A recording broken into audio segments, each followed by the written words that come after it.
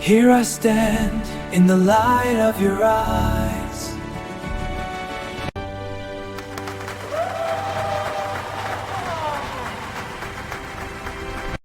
Simon raises an eyebrow. He's heard that line before.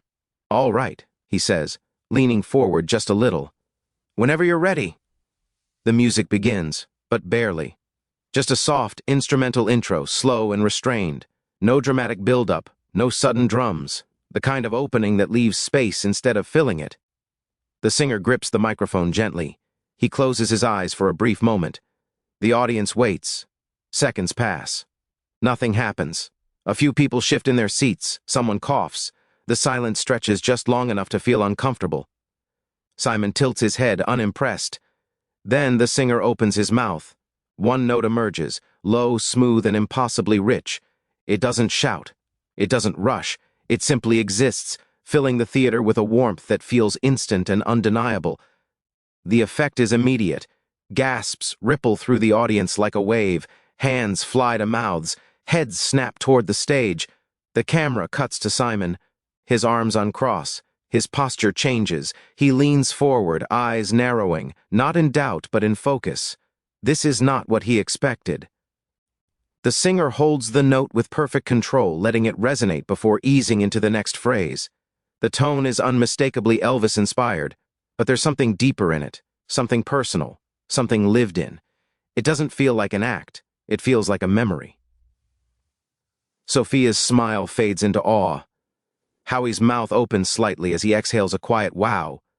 The audience is no longer polite. They're stunned. Simon doesn't blink. The first few seconds have already rewritten every expectation in the room. The moment the first note settles into the room, the singer doesn't rush forward. He lets the silence work for him, allowing the audience to fully absorb what they just heard. Then he continues, shaping the next line with effortless control.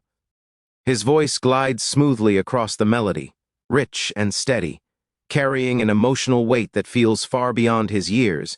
This is no impression. It's interpretation. Each word is delivered with intention, as if he understands the story behind every lyric. He doesn't oversing, he doesn't reach for unnecessary high notes. Instead, he trusts the power of restraint, and that confidence makes the performance feel even stronger. The theater begins to change. What started as curiosity turns into attention, and attention slowly becomes disbelief. In the audience, people begin reacting without realizing it. A woman in the front row presses her hand against her chest. A man shakes his head softly, whispering, "That can't be real." Phones rise into the air, recording a moment no one expected to witness. The camera moves across the judge's table. Sophia's eyes glisten as she leans forward, elbows resting on the desk. She isn't smiling anymore, she's listening, fully present. Howie sits unusually still, his usual playful energy replaced by quiet respect. He mouths the word "wow." Again, barely audible, as if speaking too loudly might break the spell. Then the singer approaches the pre-chorus. The music swells slightly, just enough to signal what's coming. He takes a controlled breath, shoulders relaxed, posture calm. When he opens his mouth again, the sound expands, not louder, but fuller. The tone grows wider, deeper, and suddenly the entire theater feels smaller, as if the voice alone has taken over the space. The chorus arrives. It's powerful without being aggressive, emotional without being messy, the kind of singing that feels timeless, the kind that doesn't belong to a trend or a viral clip, but to a story that could be told decades apart and still feel true. Audience reacts before they can stop themselves. Applause breaks out mid-song, not polite clapping, real, uncontrollable applause. Some people stand halfway, unsure whether it's too early, then commit fully, rising to their feet.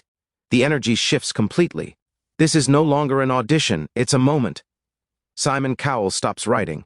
His pen freezes in midair, hovering above the paper. He doesn't look away from the stage. His expression is focused, serious, and undeniably impressed. He leans forward, elbows on the desk now, lips slightly parted as he exhales slowly. For the first time, Simon isn't judging. He's listening. The singer continues through the chorus, holding each note with precision. When he reaches the final line, he sustains it just long enough to send chills through the room, then releases it gently, letting the sound fade naturally instead of forcing a dramatic ending. The music stops. Silence. For half a second, the theater doesn't move. It's as if everyone needs a moment to process what just happened. Then the room explodes. The audience leaps to their feet, cheering, clapping, shouting. The applause crashes over the stage like a wave, loud and relentless. People whistle, scream, and chant, their reactions fueled by genuine shock and admiration. Sophia rises first, clapping with both hands, her face emotional and bright.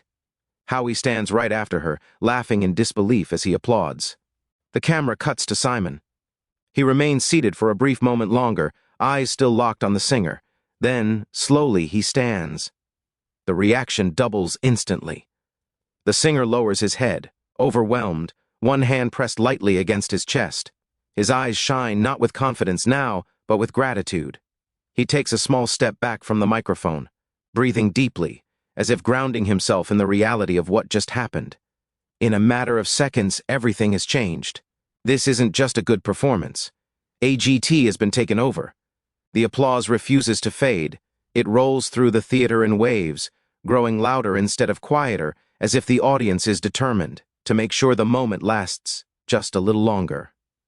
The singer stands at center stage, shoulders rising and falling as he tries to steady his breathing. He looks out at the crowd, then back at the judges, his eyes wide with disbelief. This was more than he imagined, more than he dared to hope for. Simon Cowell is the last to sit back down, and when he does, the room gradually settles.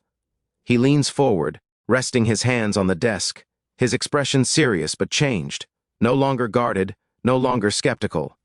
"I'm going to be honest with you," Simon begins, his voice cutting cleanly through the remaining cheers. "I hear Elvis songs all the time, everywhere. People come on this stage thinking they can sound like him," the audience murmurs softly. But that, Simon continues, pointing gently toward the singer, was not someone trying to be Elvis. The room goes quiet again. That was someone telling a story. A fresh round of applause breaks out. "Oh!" Singer swallows hard, nodding as emotion pulls at his expression. Sophia leans toward her microphone next. Her voice is warm, but it trembles slightly. "From the moment you sang your first note, I forgot where I was," she says. "I didn't see a competition. I didn't see a stage. I saw heart." She presses a hand to her chest. "You didn't sing to impress us. You sang because you meant every word." The singer's eyes shine. He bows his head briefly, whispering a quiet thank you. Howie laughs softly as he reaches for his mic, shaking his head in disbelief. "You know what I love?" he says. "You didn't walk out here trying to be loud. You didn't try to shock us. You just trusted your voice." He gestures toward the crowd. And look what happened. The audience cheers in agreement. The singer finally speaks, his voice slightly unsteady. "I never thought I would stand here," he admits. "Where I'm from, stages like this only exist on television. My father used to watch this show and tell me, 'One day you'll be there.'" His voice breaks for just a second. "He believed in me before I believed in myself." The crowd reacts instantly, touched by the sincerity. Some wipe their eyes. Others clap softly, respectfully. Simon nods slowly.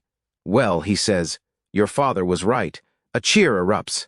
Simon pauses, choosing his next words carefully. "This competition is about moments, and that was one of them.